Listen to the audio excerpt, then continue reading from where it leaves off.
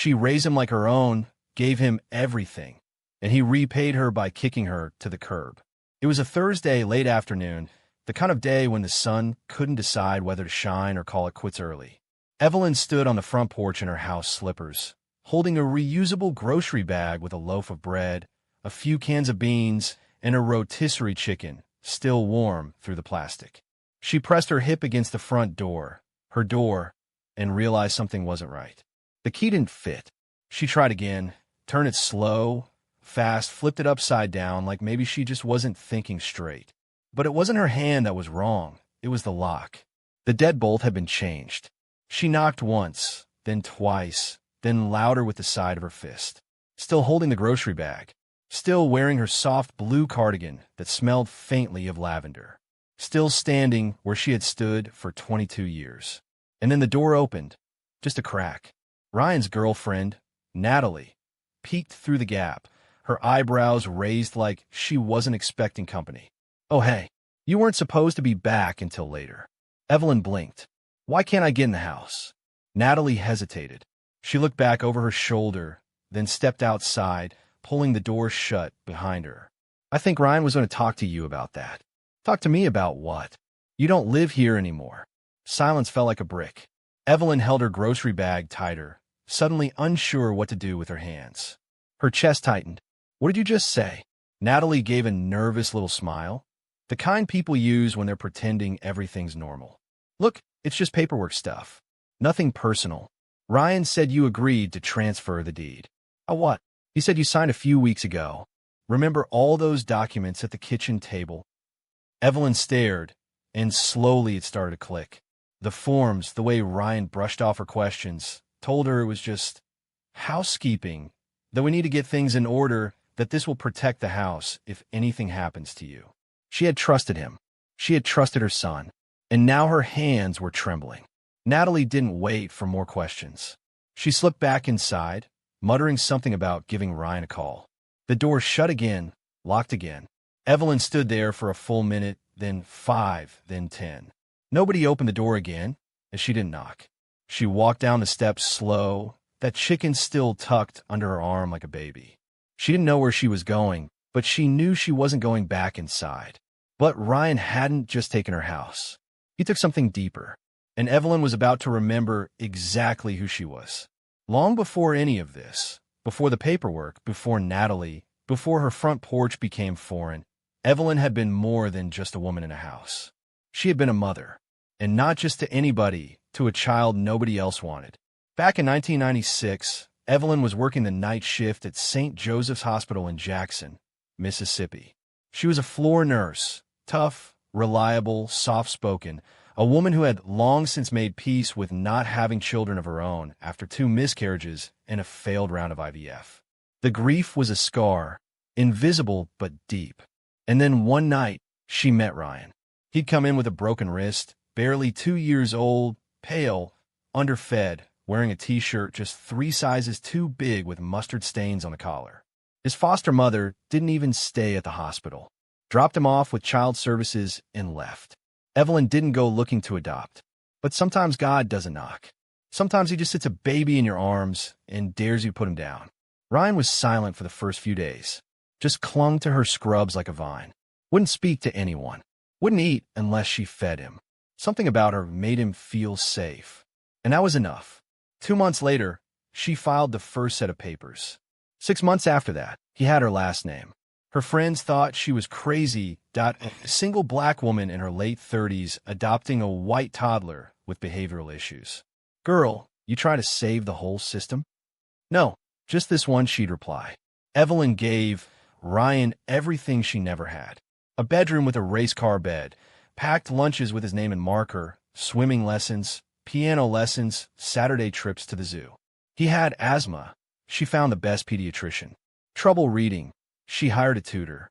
She taught him how to braid hair using his action figures so he'd know how to care for a future daughter.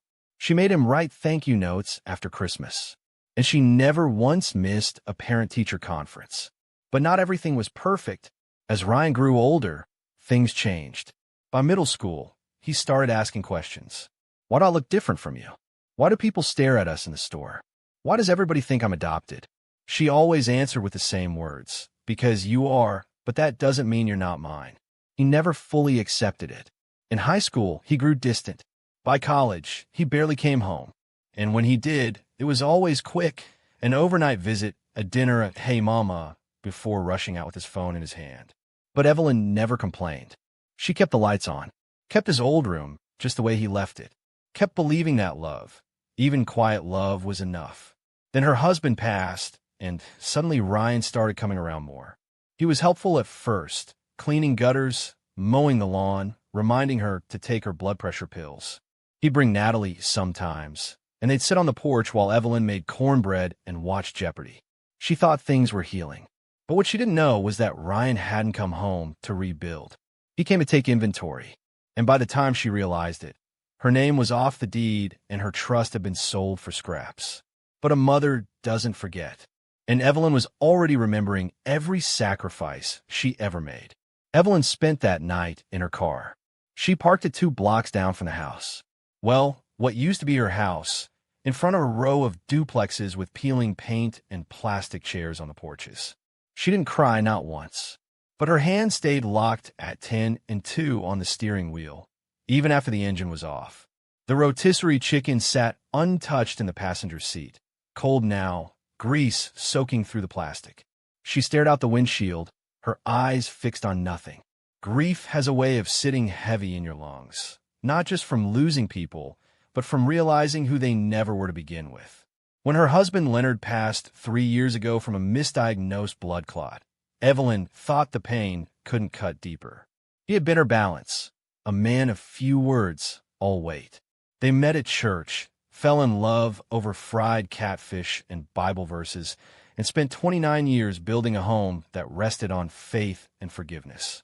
But this pain, this betrayal, it had a different sting. The next morning, Evelyn went to the bank to check her account. Part habit, part necessity. It was almost funny. The balance hadn't changed because Ryan never touched that money. Because Ryan never even knew it existed. After Leonard died, the hospital tried to avoid blame. They said it was a natural complication. But Evelyn had been a nurse too long not to recognize the pattern. She pressed, filed complaints, consulted with an old attorney friend, and 2 years later, she won a malpractice lawsuit that no one thought she could. $9.5 million. She didn't tell a soul, not even Ryan. She moved it into a separate trust under her maiden name, split across a handful of accounts. It wasn't out of paranoia. It was peace of mind, a secret, sacred thing. Because money changes people, and some things are better left under the radar. That day, sitting in the bank lobby with her ankles swollen and her spirit cracked in two, Evelyn realized something else. Ryan didn't just betray her trust. He underestimated her. She may not have had the house anymore, but she had resources. She had knowledge. And she still had one weapon Ryan had never learned how to use. Patience that she booked a motel room in Meridian, paid in cash. 2 nights, no questions. She needed a plan. But more than that, she needed to sit still and remember who the hell she was. She flipped through an old notebook she kept in her purse, full of prayers, phone numbers, and handwritten reminders to call her cousin in Lafayette. At the back of it was a note she'd scribbled years ago, the day the court settlement came through. Don't let money make you loud. Let make you quiet. Let buy you time. She smiled at the page. Ryan thought he kicked her out, but he had no idea he'd just set her free. But freedom doesn't mean comfort. Not yet. And Evelyn still had some fires to walk through before she rose again. The first time Ryan put a stack of papers in front of her, it was a Sunday. Evelyn was sitting at the kitchen table folding dish towels while the oven ticked away at a sweet potato pie. Her knees ached that day. Rain was coming. She could feel it in her bones, but she smiled through it. Ryan had stopped by without calling first, and even though she didn't like surprises, she told herself maybe he missed her. He walked in wearing one of those slim-fitted dress shirts that looked like it belonged to someone else's body. Natalie followed behind him, barely looked up from her phone. "Hey, Mama," he said, giving her a half hug. "We brought some papers. Nothing serious, just stuff to help with taxes and the house. Cleaning things up on the back end, you know." Evelyn furrowed her brow. "What kind of papers?" Ryan pulled out a folder like a magician with a deck of cards. Trust paperwork, real estate transfer, some power of attorney language. We had it reviewed. Natalie's firm does this kind of stuff all the time. Totally standard. Natalie chimed in from behind her screen, not looking up. It's just a way to protect your assets, Miss Carter. Avoid probate. You'd still be covered for everything. I didn't ask to avoid anything, Evelyn said quietly, her hands resting on the unfolded towel. Ryan chuckled. I know. That's why we're doing it for you. Look, if something happens to you, God forbid, it would be a mess to untangle the house and your name on all the documents. This just makes sure things stay in the family. Evelyn stared at the paper. The letters swam a little. She didn't wear her reading glasses often. She hated how they pinched the sides of her nose. Ryan noticed. Here, he said, handing her a pen. I highlighted the signature lines. You don't need to worry about the rest. I already went over it with them. She hesitated. She wanted to say something like, I should probably have someone look at this. Or, why do you need power of attorney now? But Ryan was her baby. Her little boy who used to cry when she walked past his crib. The one who needed an inhaler every time he got too excited. The one she stayed up with all night when he got chickenpox at 6 and refused to sleep without holding her hand at S.O. She signed page after page. He even joked as she scribbled her name. You're making history, Mama. She laughed once, just a puff of air. The pie timer went off, and she got up to turn the oven off. That moment stuck in her mind for weeks after. The smell of cinnamon and burnt sugar, the sound of the pen cap clicking shut, the smile on Natalie's face that felt just a little too satisfied. She didn't know it then, but that afternoon was the last time she'd ever sit at that kitchen table. The next visits were shorter. Ryan started showing up with bank statements and investor friends she didn't care to meet. He was always busy, always talking about flipping properties, building portfolios, how her home was equity waiting to be unlocked. He started calling her Evelyn in front of Natalie. That was new. And one day, while she was watering the begonias in the front yard, she overheard Natalie say, once we close on this place, we can finally get that apartment in Dallas. That's when Evelyn began packing a small bag, just in case. She tucked away her Bible, her passport, the last photo she had of Leonard, and her notebook with the banking information for the settlement she had never told Ryan about. Her body didn't move as fast anymore, but her mind, it was still sharp enough to know when love had curdled. Evelyn hadn't come this far, just to watch everything she built disappear. Not without reminding Ryan whose name he'd sign away. The day Ryan called her a guest in her own home, Evelyn didn't say a word. It was a Wednesday, sometime after lunch. She had just finished vacuuming the living room, a chore she still liked to do herself, even though her niece hated her for it. Dust didn't care about age, and Evelyn believed in a clean house no matter who was watching. Ryan walked in, sunglasses still on, earbuds hanging around his neck. Natalie trailed behind, mid-conversation with someone over Bluetooth. They didn't speak at first, just walked right past her like she was the cleaning lady. Then Ryan paused, turned around, and said casually, Hey, next time you use the Dyson, can you empty it out? We got people coming to see the place this weekend. Evelyn blinked. People, realtors, just to get a feel for the value, market research. She stared at him. You selling a house? He chuckled like she had asked if he was moving to the moon. Not yet. Just thinking ahead. Gotta explore all our options, right? She stood straight. Our options. That's when he said it. You're a guest now, Mama.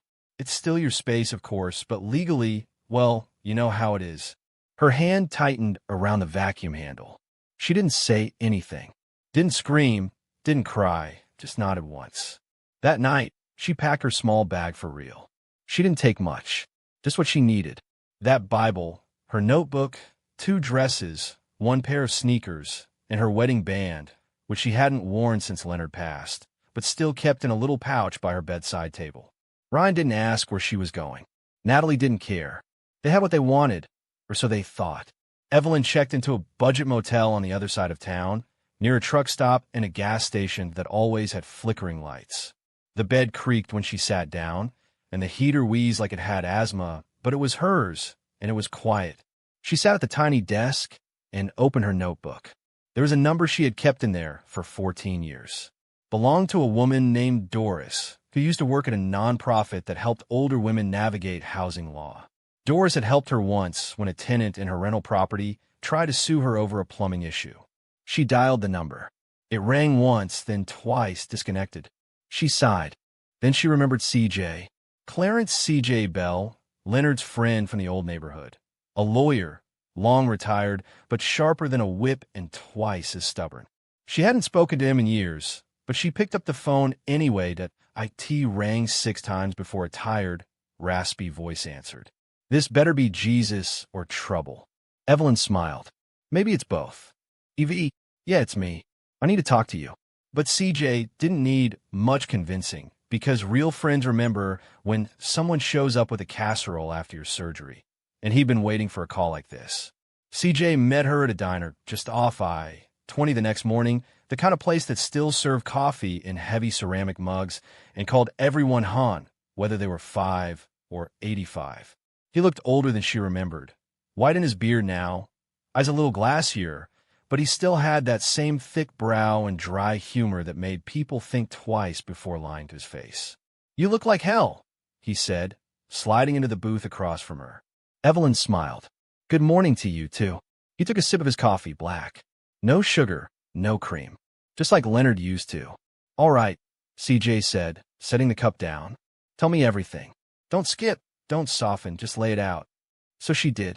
She told him about the forms Ryan made her sign, the way he changed the locks, the guest comment, Natalie, the realtors, the fake smiles. CJ listened without interrupting once. When she was done, he leaned back and let out a long sigh. He tricked you, played you, but he made one big mistake. What's that? He forgot who raised him. Evelyn looked down at her napkin. I signed the deed over, CJ.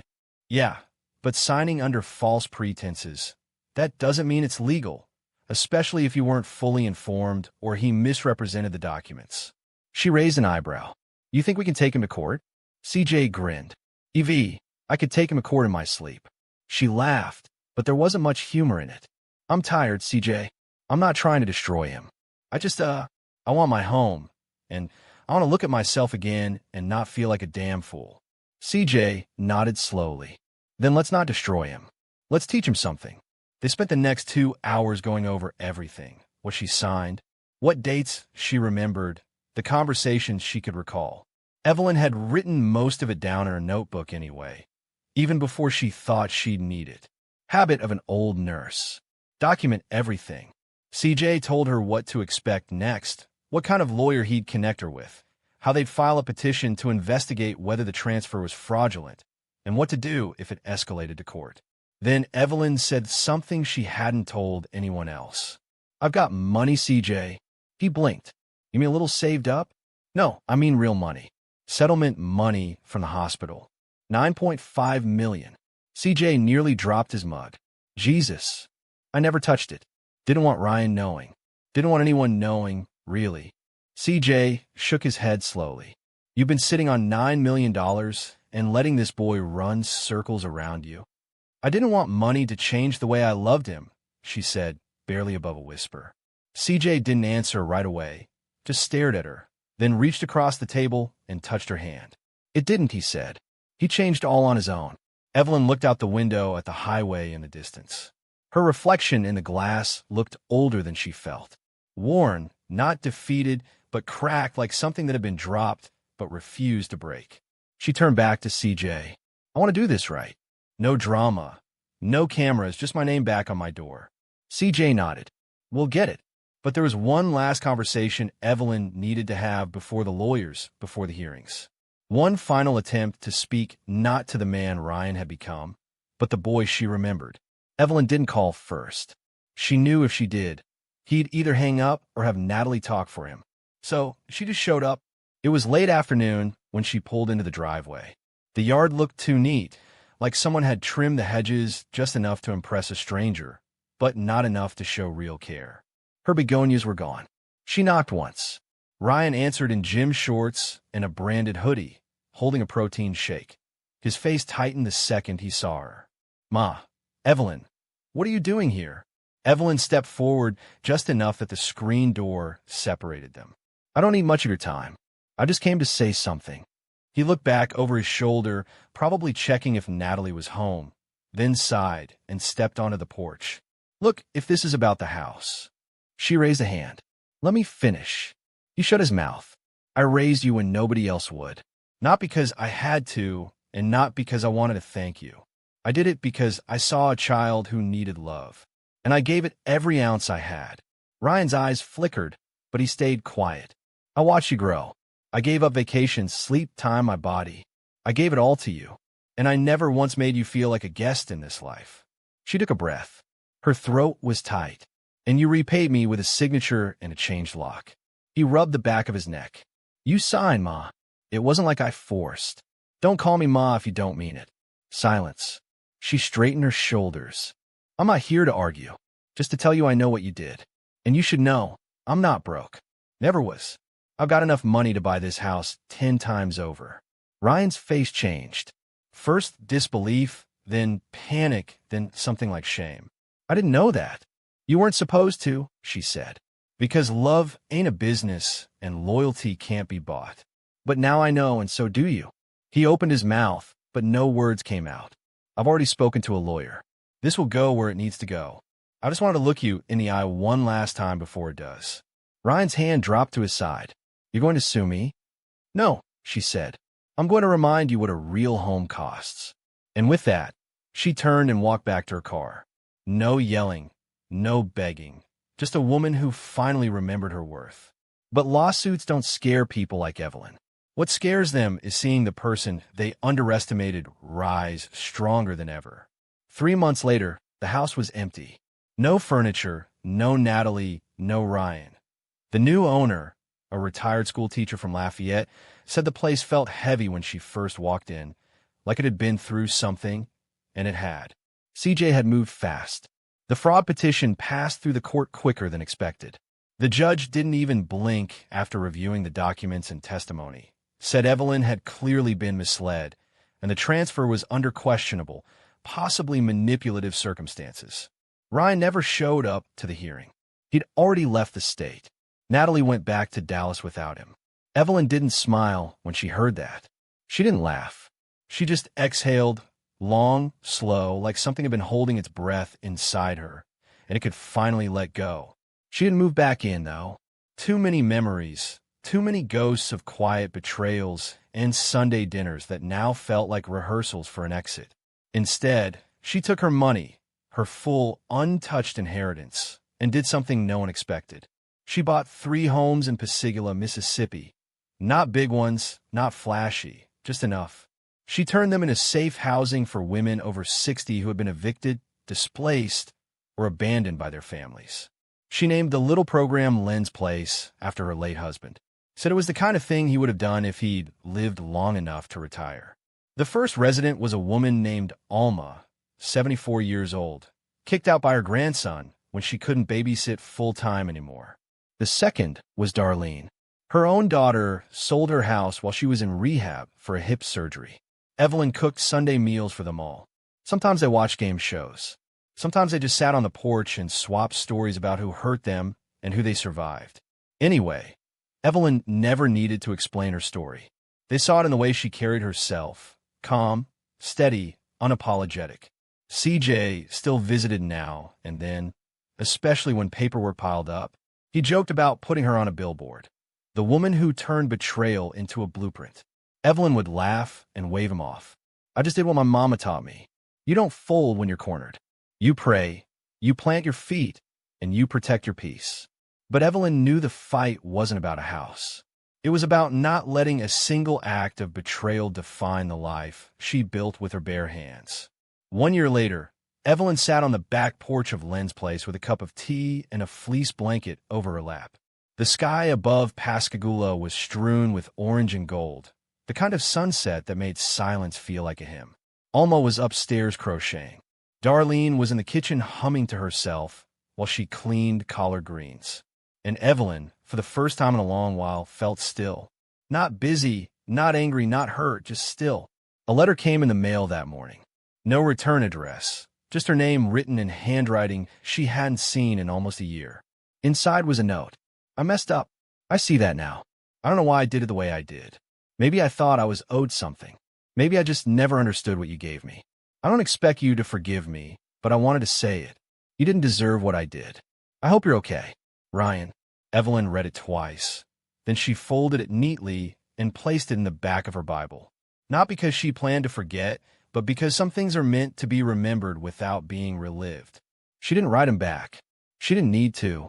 Forgiveness to her wasn't about letting him off the hook. It was about freeing herself from the grip of what he'd done. She knew something now that she hadn't known then. You can love someone fully, raise them right, give them your everything, and still lose them. Not because of who you were, but because of who they chose to be. And that's not your shame to carry. Evelyn leaned back in her chair as the crickets began to tune up their evening song. She closed her eyes and breathed deep. The kind of breath that fills more than lungs. It filled memory. It filled meaning.